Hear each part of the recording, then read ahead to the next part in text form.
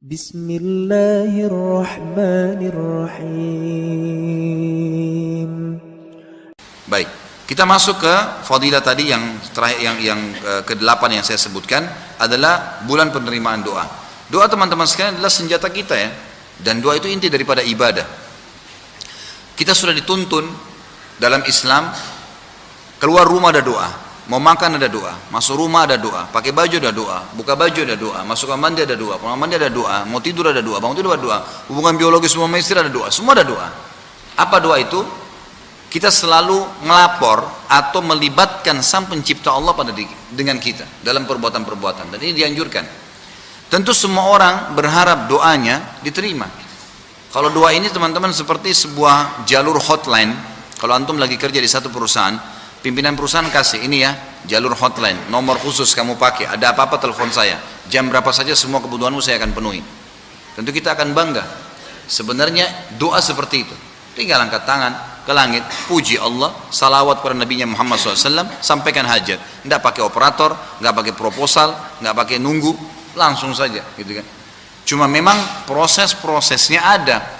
Allah akan memberikan jawaban kepada kita sesuai dengan proses manusiawi. Misal antum lagi lapar, memang sudah Allah ciptakan di alam kita, kalau lapar ya Allah hilangin lapar saya. Pertanyaannya, apakah laparnya hilang langsung? Gak mungkin. Kita dapat makanan, kunyah dulu, telan dulu, laparnya hilang. Memang begitu alam kita. Jadi jangan berharap, jangan berangan-angan baru berdoa sekarang langsung diturunkan sama Allah. Ada prosesnya, gitu kan. Dan kalau kita berdoa dengan doa yang indah, memuji Allah, perhatikan sabda Nabi SAW yang mulia.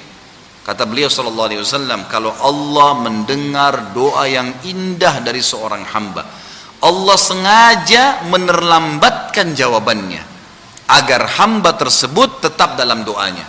Bayangin kalau kita berdoa, ya Allah sembuhin, sembuh langsung. Masih berdoa? Allah tunda 3 hari, 4 hari.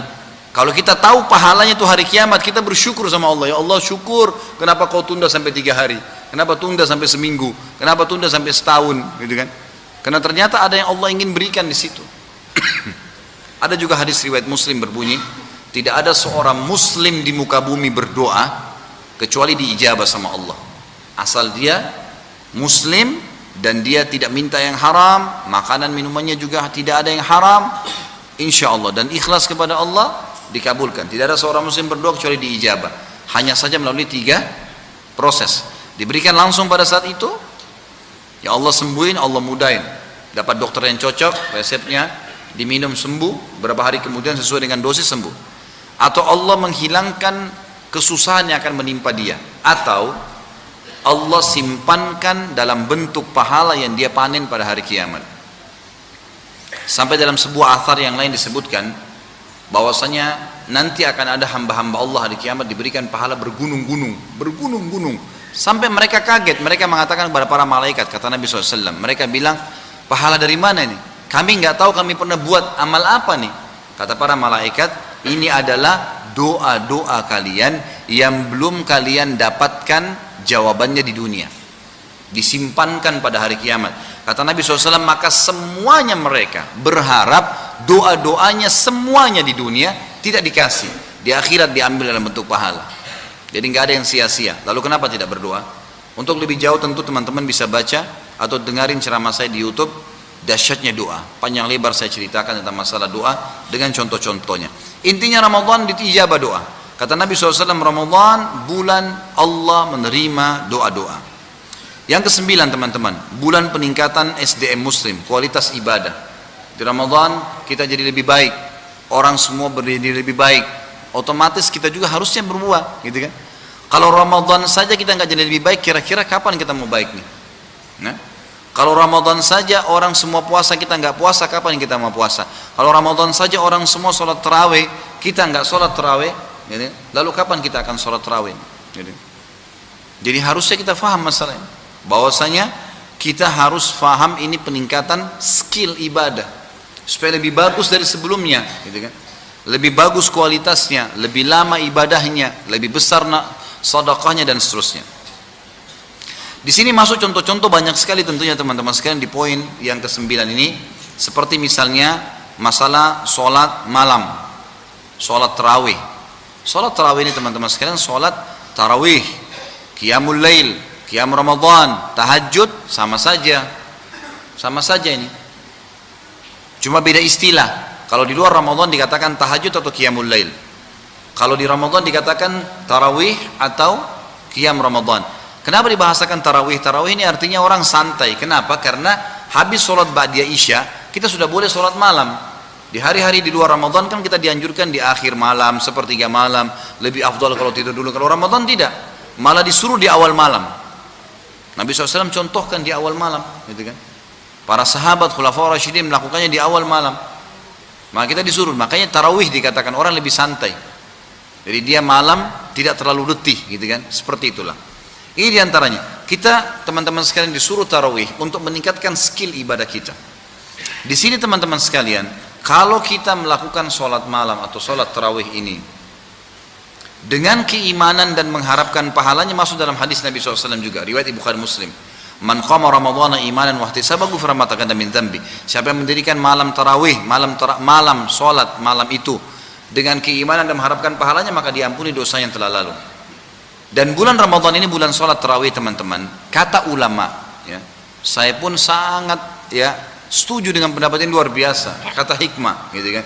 Kata hikmah. Kenapa dianjurkan semua umat Islam dan dimotivasi dengan pengampunan, dengan pahala yang besar, dengan sholat tarawih? Agar setiap muslim minimal setahun sekali buku amalnya ada tercatat sholat malam. Kalau itu tidak ada, maka nggak bakal sholat tahajud nih, yang malas-malas nih, yang punya penyakit al-malas ini, ya, itu jadi susah, gitu kan? Tapi dengan ada tarawih, maka otomatis orang-orang jadi mengerjakan, gitu kan? Baik, bagi teman-teman yang sholat tarawih, saran saya, kalau mau sholat 11 rakaat, cari masjid yang 11 rakaat. Kalau mau sholat 23, cari masjid yang 23. Dan dua-duanya boleh dikerjain. Ini nggak usah jor-joran di sini. Saya jelaskan begini. Hadis Bukhari yang menceritakan Aisyah berkata radhiyallahu anha, Rasulullah SAW tidak pernah menambah di Ramadan dan di luar Ramadan lebih dari 11 rakaat. Kata ulama hadis, ini statementnya Aisyah yang beliau tahu pada saat Nabi sedang di rumahnya. Nabi kan poligami, 11 orang istri. Maka Aisyah berarti hari ke-11 baru ketemu dengan Nabi SAW. Maka Aisyah Ummul Mukminin ini menceritakan keadaan yang dia tahu. Berarti bukan menutup kemungkinan harus 11 saja.